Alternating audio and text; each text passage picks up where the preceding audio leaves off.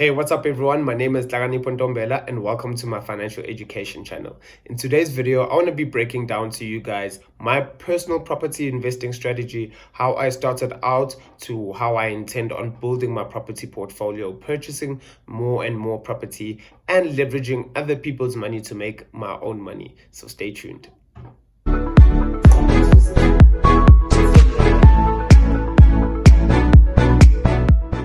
So just to give you a bit of background, right? I started out in property initially, like from the beginning. I started out and I bought myself a property because I qualified, and I bought it with the intention of renting it out. It's a property that's in Auckland Park, and I thought, hey, this is a perfect place. There's always going to be students and young professionals around to rent out.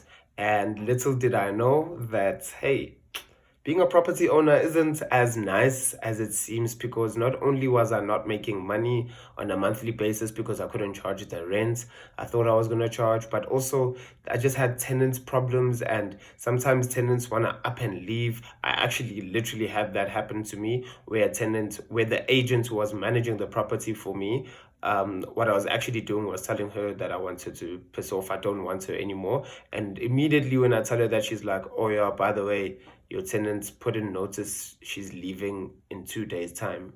I'm like, what do you mean she's leaving in 2 days' time? How can you tell me that today that my tenant is leaving in 2 days' time? That doesn't make absolutely any sense. So yeah, my property journey when it started was like that, with money out of my pocket every single month because of that liability that I actually bought, which I thought was an asset, right? Slowly, fast track a little bit. I wanted to learn more about property, so I started attending more property seminars. And then after that, I finally met myself a coach who taught me how to make money in property without having any money. And I know sometimes that does sound pretty impossible. It doesn't sound like it's realistic, but I promise you guys, with little to no money is where I started out with my flipping of property journey. I started flipping property. I learned the systems from my mentor, which is why actually I've launched my own coaching and mentoring program, where I will be teaching students, and I've already started teaching students who are starting to make money in property by flipping property with having little to no money, right? If you are interested in it anyway, you can drop me a email, comments in the comment section. My website is iamntombela.co.za. But anyway, that's not what this video is about, right? This video is about my property investing strategy. Let me fast forward a bit. After I started flipping properties, now my intention is to continue to flip properties and add value where there is value to be added, and make larger sums of money so that I can actually purchase property, because the end game is not for me to flip property forever, because flipping property is very active. It is a very active source of income that you need to, like, you need to be there, you need to take care of it, you need to like pay attention all the time. And I do want to enter more into rentals and eventually have a fully a portfolio that is just entailing rental properties, right? And I can literally live off the rentals. That's the end game, right?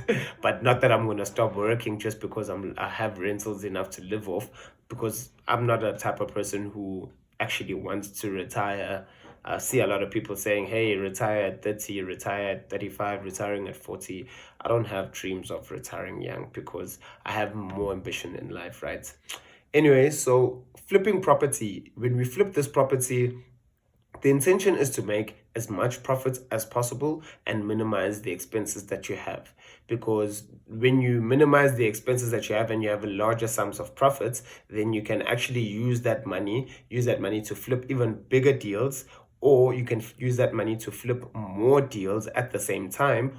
Or alternatively, you could now start buying land, building. You could start actually putting down that money as deposits for a new property, right? So it depends in which strategy you want to follow, whether you want to follow the strategy where you're putting down deposits and obtaining bank financing, or you could partner up with another property investor, or someone you know who has money, and you could partner up with that person, not obtaining bank financing, Or if you want to purchase the property outright in cash, the strategy that I've learned of making money and flipping property would allow me essentially to do that. So I'd be able to purchase the property outright in cash. But that's not what I want to do. I don't wanna be debt free, because I do believe that there are advantages to having debt, and if I don't utilize the advantages of it, then I'm not, like, I feel like I'm not gonna be optimizing my money, and it's gonna be stuck in an asset, which is the house.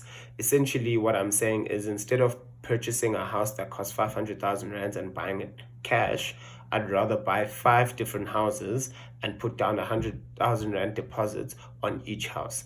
And then what some people say is, yeah, but then you'll never actually own the property and the bank owns it. And I don't really care who, like, technically has and owns the title deed. That's not a priority in my life. The priority is actually building wealth and making money. I have many, many years to build equity and pay down that loan. Why should I focus on trying to own the house outright immediately when I can leverage the bank's money to make money for myself?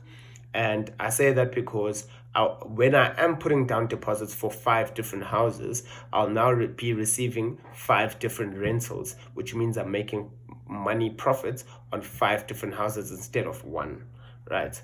And what also another benefit of this is that, because I have the education that I have now that I didn't have before, I'm now able to properly assess and do my due diligence on a property, so that I can not make the mistakes I made before by purchasing a property, one that is overpriced and where I'm not 100% sure in terms of the rentals. What is the average rental in the area, and what is the typical tenants? What is their behavior? Because these are things you need to understand, because in Auckland Park, for that property that I had students living there, and students are very unpredictable. They gave 2 days notice and left. Well, I'm not truly sure if they gave 2 days notice and left, or if the estate agents was just fucking with me. I completely have no idea, but I wanted nothing to do with her anymore, because she had been a bad agent throughout the whole period anyway. So what now I've learned is how to properly assess and do my due diligence. Where should I look for properties? How do I identify that this property is below market value?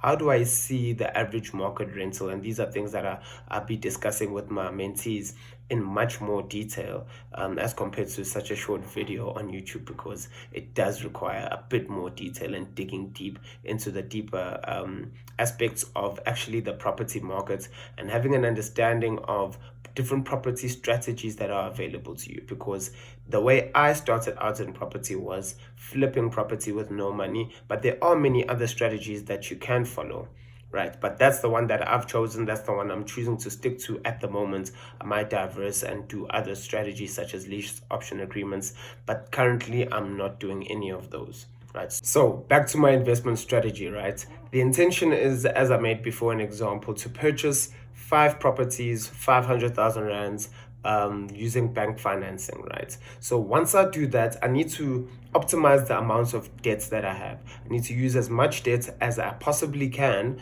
so that I can basically use someone else's money to make my own money. And I'll also be benefiting from tax deductions from those debts, because if you do have a debt that is used to make income generating revenue, whatever taxable income, then that is usually tax deductible, right? So, well, let me actually rephrase. Let me not say use as much debt as possible, but use as much debt as possible till I get to a level where I believe that I've reached my optimal level of debt. Because at the end of the day, I don't want to be over leveraged. Being over leveraged is not a good thing, because if things go south, then you're going to the dogs anyway. So, like, you definitely should look out for that. My strategy is to optimize my level of debt and then start working with other property investors and my mentees. Having mentees who are making money in property gives you the opportunity to partner up with them, and you guys can partner on property flips, and any other form of investing. This is something that I learned from my mentor, and he's been telling me that it's his intention to work with his mentees, and so that you can just grow, have access to funds that don't have interest attached to it. And I guess me and him just slightly differ in certain ways, but I do believe that that strategy is also perfect when you teach people how to make money in property, and then you actually make money in property with them, where you are now not only helping them practically to implement what they were doing. Anyway, I really enjoyed that strategy, and once I've used up all my mentees, I will then start using other property investors who are interested in venturing on a deal together. Getting into a joint venture agreement with different people helps you to grow quicker. It creates connections within the property space, and property is not only about numbers and the physical assets, but it's also a people's game, right? So getting to know as many people as possible will help you in your property journey, because then you'll be able to see when there's a bargain. When I can't purchase a house because of whatever reason, I'm over leveraged, let's say, I can easily pass that deal over to some property investor that I know, and it's not going to be an issue, vice versa. So relationships are really important as well. So once I've optimized my level of debt, I'm working with my mentees, and after that, I'm working with my mentees, my mentor, and then other property investors that I know. While I'm doing that, I'm trying to repay the loans that I have to the bank as much as possible, because I've reached a certain level of debt where I believe that this is now okay, this is now it, right? This is now it, this is my optimal level of debt. Optimal level of debt does not mean the maximum, by the way. It means this is where I believe that this amount of leverage is the amount of leverage that I believe is good for me. And beyond this point, it's no longer good. So I want to be on the safe side, and I'd rather pay it off a bit more, and then I'd build it back up, and then pay it off a bit more, and then build it back up again. So that's my property strategy. I'll be renting out those property units that I purchase and I put down deposits on. I'll be renting it out to multiple tenants, because having one family or having one tenant is always a bad idea. When they leave, everything goes to shit, because you don't receive any rentals from there, right? So definitely what I'll be doing is renting out my property to multiple tenants. And once you're renting it out to multiple tenants, you are able to charge lower amounts per tenant, but at the same time, since there's a lot of them, it accumulates to a higher rental income in total, and your expenses are always going to be low, right? The only expense that you'll have that might be high is probably water, and you'll have prepaid meters, so then they pay for their own electricity as well.